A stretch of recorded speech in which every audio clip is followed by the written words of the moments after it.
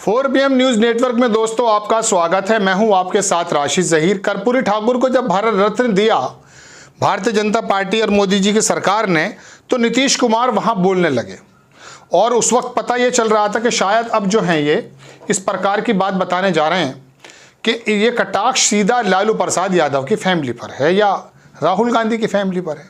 उन्होंने कहा कि ये जो वंशवाद चल रहा है, खुद नेता उनका बच्चा नेता, ये ठीक नहीं है। चूँकि नीतीश कुमार के बेटे भी शायद राजनीति में नहीं है, इंजीनियर वगैरह हैं कहीं, ये बातें अच्छी लगती हैं। और कर्पूरी ठाकुर के उस भारत रत्न देने के मौके पर जब उन्होंने कटाक्ष किया तो उम्मीदें तो तभी से होने लगी थी कि अब कोई ना कोई बहाना ढूंढा जाएगा, बहाना ढूंढा जा रहा है। लेकिन बहरहाल वो बहाना क्या मिला क्या नहीं मिला पूरे देश ने देखा। पहले भी वही बहाना बनाकर गए थे कि काम नहीं करने दिया जा रहा है भारतीय जनता पार्टी की वजह से, लालू प्रसाद के लड़के के साथ जब सरकार बनाई थी। और बाद में भी जब भारतीय जनता पार्टी से छोड़े तब भी यही कहा और अब भी यही कह रहे हैं। अपनी क्रेडिबिलिटी को किस प्रकार से जमींदोज किया नीतीश कुमार ने, इस बात का फर्क यूँ नहीं पड़ेगा उन पर, चूँकि वो पहचान चुके हैं आपकी और मेरी नब्ज़।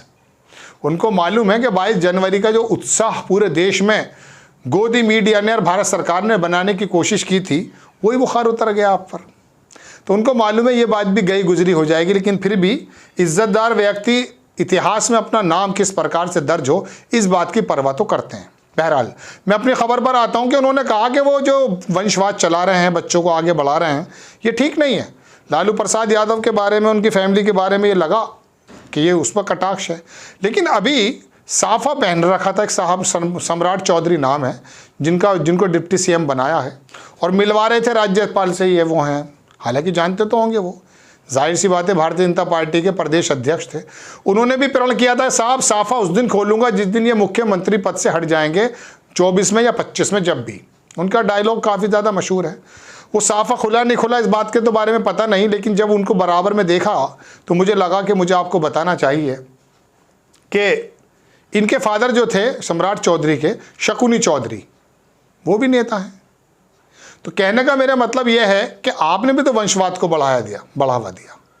एक तरफ आप लालू प्रसाद के बारे में कह रहे हैं, लेकिन दोबारा जो आप डिप्टी सीएम लाते हैं तेजस्वी को हटाकर, वो किसी किसान के बेटे हैं या वो नेता के बेटे हैं? बताइए आप अपनी बात पर इतने अडिग लगते थे, लोग इतनी इज्जत का सम्मान करते थे, हो सकता कुछ करते भी हों, तो वो तमाम के तमाम आपकी ज़बान का कोई मोल नहीं है। आपकी ज़बान का कोई मोल ही नहीं है। आप एक वंशवाद के खिलाफ बात करते हैं, लेकिन दूसरे वंशवाद को आप आगे बढ़ाते हैं।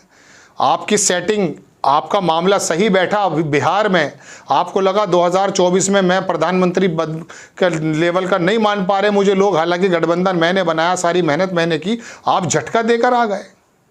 झटके के ऊपर एक शेर याद आ जाता है, उलझे हुए दामन को छुड़ाते नहीं झटका देकर। उलझे हुए दामन को छुड़ाते नहीं झटका देकर।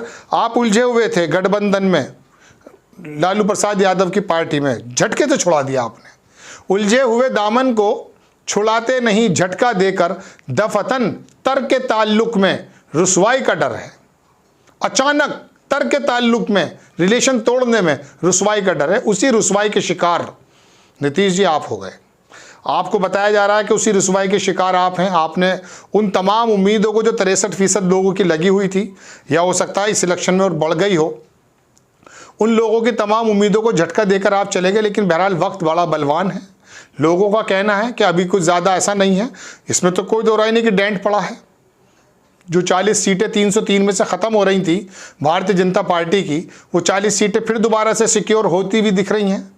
हो सकता है कुछ 10-15 कम हो जाए इस बार, लेकिन फिर भी जो 40 सीटों का नुकसान होता वो आपने होने नहीं दिया और भारतीय जनता पार्टी को एक कंफर्टेबल स्थिति में लेकर आप आ गए।